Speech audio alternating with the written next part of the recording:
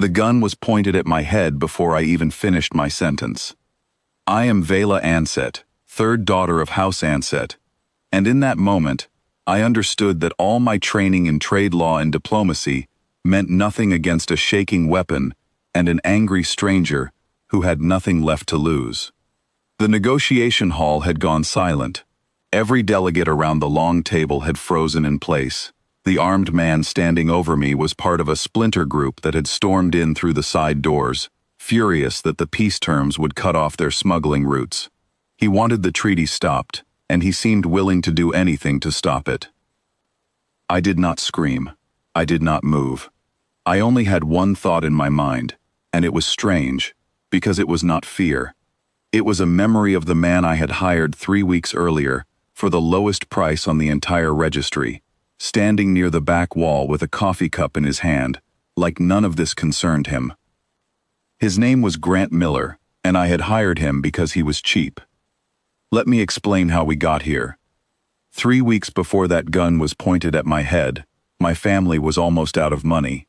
Our trading house had lost a major contract, and my mother, the head of our family, sent me to represent us at a peace summit between several trading nations.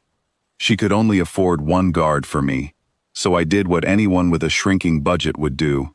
I opened the hiring registry for human security workers because humans are known across the galaxy for working hard at a fair price, and I sorted the list from cheapest to most expensive. Grant Miller was at the very bottom of that list. His photo showed a tired-looking man with gray hair and a jacket that looked older than some of my furniture. His work history was short and plain, nothing special written about him at all. I remember thinking that this was perfect, because a man with no fame and no reputation would not argue with me, and he would be grateful for the job. I hired him within the hour, and I told him clearly that I expected him to be quiet, obedient, and always on time. He smiled at me and said, "Of course," and then he raised his coffee cup like he was making a toast. I almost regretted hiring him right there, but a refund was not part of the plan, so I let it go. The first strange thing happened on our second day at the station, where the summit was being held. A tall trader from a rival group saw Grant across the hallway and turned pale. He did not come closer. He simply turned around and walked away with his whole group following him.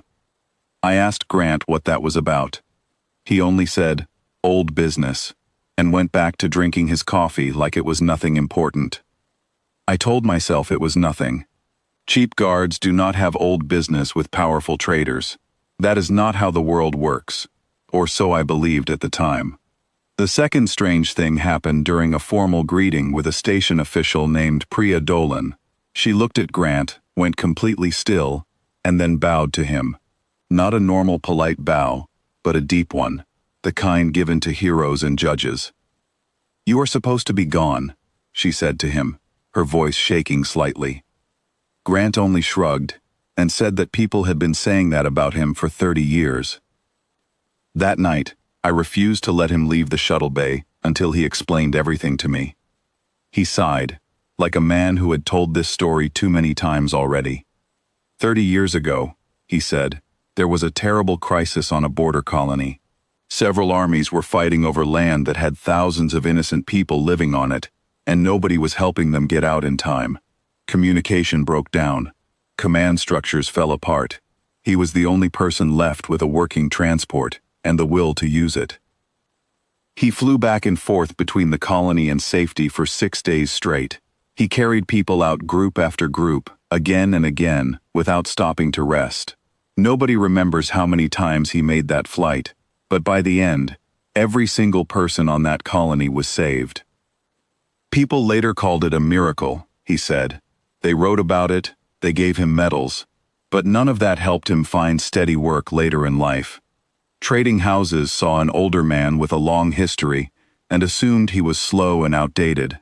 They wanted someone younger and flashier. Nobody wanted an old hero when they could hire someone cheaper and newer. "I did not skip over you," I told him. "I just wanted someone cheap." He almost laughed and said that was the first honest reason anyone had given him in years. Now, back to the gun pointed at my head.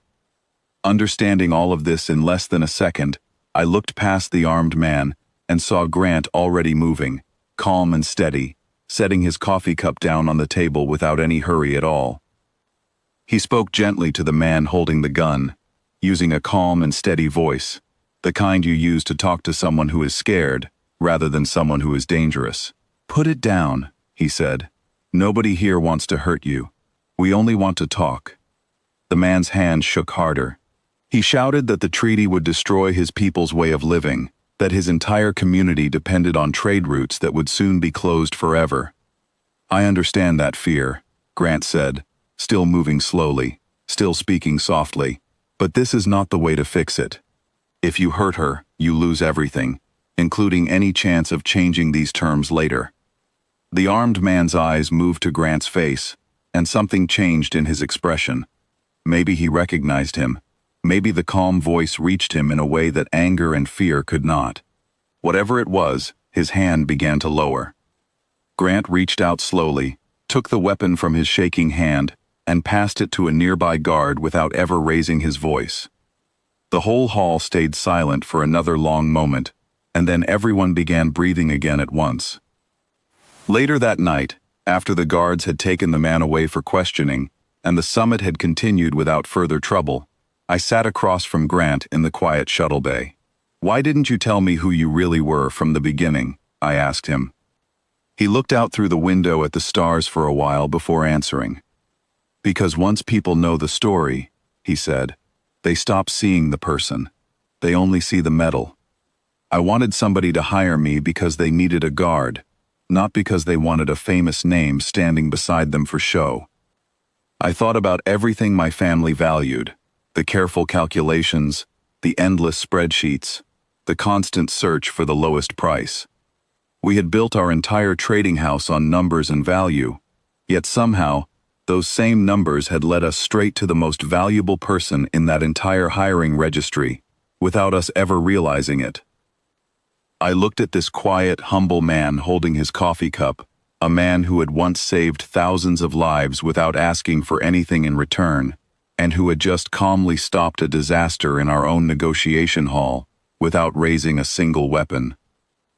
The next morning, I told my mother everything. She listened carefully, and by the end of the call, she agreed to raise his pay, not out of guilt, but out of simple respect for what he was truly worth. Grant still brings his own coffee to work every single day. He still raises his cup toward me whenever I walk past him, like a small, quiet toast between us. I used to tell him to stop doing that. I do not tell him that anymore.